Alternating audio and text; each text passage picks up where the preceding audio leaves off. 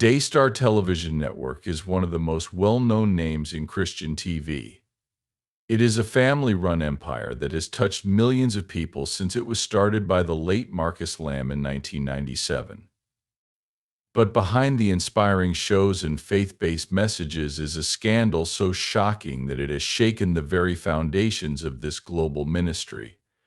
At the heart of the crisis is a deeply personal and devastating accusation that has split the Lamb family and raised questions about leadership, honesty, and putting the image of an institution ahead of Justice. Marcus Lamb's son Jonathan and his wife Suzy Katriel Lamb caused a scandal when they told the public that their young daughter had been abused by a family member. The couple says that some people in charge at Deer, including Marcus and his wife Jonathan Lamb, who is now the head of the network after Marcus died tragically from COVID-19 complications in 2021. In a series of shocking accusations and revelations, Jonathan and Suzy Katriel Lamb said that efforts to protect the network's reputation came at the cost of justice for their daughter. The situation is made more complicated by a family feud over succession, with Jonathan saying that he was supposed to take over as leader of the network, but that his accusations changed that plan quickly. What comes next is a story about family betrayal and moral problems. The claims against Daystar, the Lamb family's relationships with each other, and the hauntings abuse stories are all filled with complicated and heartbreaking details. Marcus Lamb died in 2021, leaving behind not only a media legacy, but also a family in trouble. He had to keep going with his goal because of his faith and his duty. Marcus' wife Jonathan Lamb became president of the day. Jonathan Lamb had been vice president before. Found that his job was becoming less important by April 2023. Jonathan was demoted for refusing to sign a non-disclosure agreement (NDA), which set the stage for his eventual firing for what Daystar called deficiencies in judgment and performance. At the heart of the trouble, though, are the deeply personal allegations about their daughter. The child is said to have told of molestation incidents, and the Lamb family is said to have failed to address the allegations. The situation properly. Jonathan and Suzy Katriel Lamb's decision to tell their story has put them at odds with Daystar's leadership, especially Jonathan Lamb, whose answer to the accusations has been closely watched over the past week. The Daystar TV network, the Christian TV empire, which was started by the late Marcus Lamb in 1997, has been in the news because of a shocking scandal involving Lamb's son Jonathan and his wife. Wife Suzy Katriel Lamb said that a family member abused their young daughter and that the horrible event was handled badly. These shocking claims come during a disagreement about changes in leadership at the day Marcus died in 2021 from complications with COVID-19, leaving his wife Jonathan to become president of Daystar.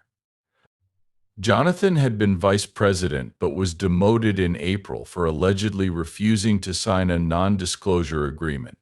The agreement (NDA) tape that was given to investigative reporter Julie Roy includes Jonathan and a Daystar representative talking about a document Jonathan refused to sign.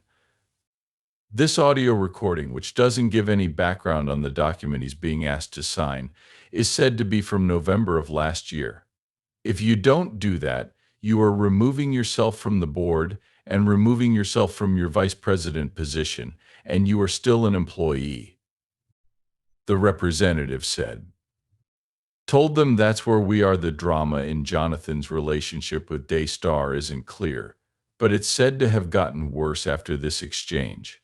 He was fired earlier this month by the network for what they said were problems with his judgment and performance. Things are made even more complicated by the fact that Jonathan's sisters and brothers-in-law work at Daystar, which could add more complications to an already tough situation. A case Jonathan says that he was always meant to be his father's heir, but that things changed when he and Suzy Katriel Lamb got married. Maybe Roy's reports came out just days after a family fight over these claims. Jonathan explained that his father changed the plan for who would run Daystar if he died in an email to the family. The email said that Jonathan's father's wife would take over the business if Jonathan died. Jonathan told Roy that he thought this was revenge for the abuse claims he made about his daughter Marcus's death. The email was sent, and he passed away just 3 months later. Jonathan then took over Roy's report, which came out after the video shed light on the accusations and the heart of the complicated case in Roy's piece. Jonathan and Suzy Katriel Lamb are said to have said that their young daughter told them a few years ago that she had been abused. At the time, the child couldn't identify the man based on a few physical traits. Over time, the couple started to suspect a family member whom Roy only called Pete. Several things, including Pete's story that the child walked in on him naked in the bathroom, made people more suspicious. After telling them about the molestation, the little girl allegedly became afraid to go to Daystar, where Pete worked, and at one point hid when he walked into the room. Other family members also allegedly warned the couple about Pete, saying that he would go to Jonathan and Suzy Katriel Lamb's house to play when only the nanny was there. The named Roy's report says that Nanny thought this was creepy. Things got worse during the disturbing event that happened on August 3, 2021, at a beach house that Daystar rented for its annual executive retreat.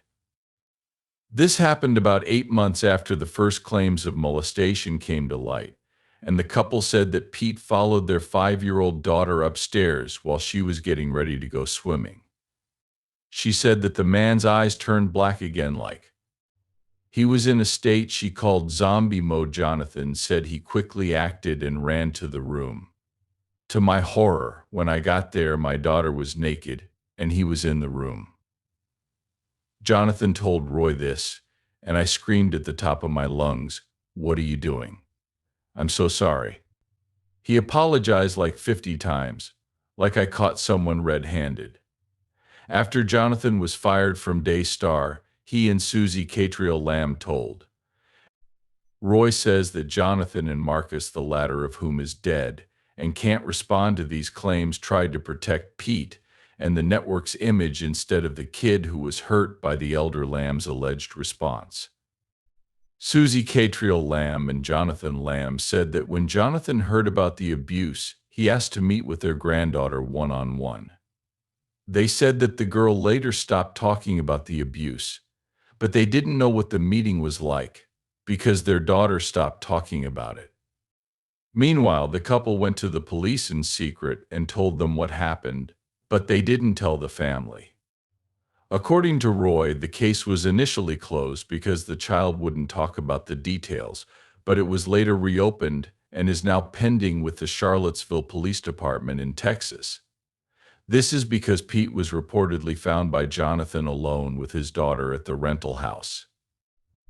Jonathan and Suzy Katriel Lamb hoped Marcus and Jonathan would get involved, but they didn't. Jonathan and Suzy Katriel Lamb say that the elder Lambs thought Pete was innocent. They say that the conversation about what happened turned into yelling and charges against the child. More information can be found in Roy's report, but there is one last claim that is worth mentioning. Jonathan and Suzy Katriel Lamb said that Jonathan told her that God told her while she was praying that Pete was innocent. Marcus was said to be ecstatic about the revelation, and the family ended up going to see a counselor at Marcus's suggestion. Jonathan and Suzy Katriel Lamb said Marcus finally came to the conclusion that Pete wasn't guilty of molestation.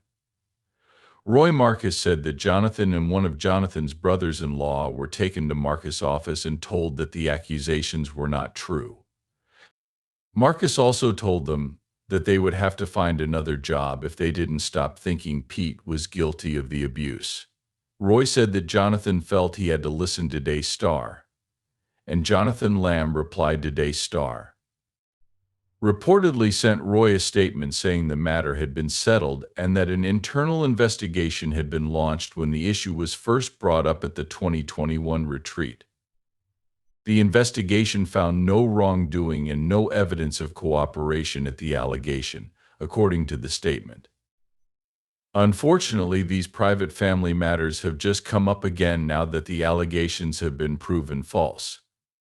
The matter was resolved more than 3 years ago, and family events, such as holiday gatherings, continued for several more years.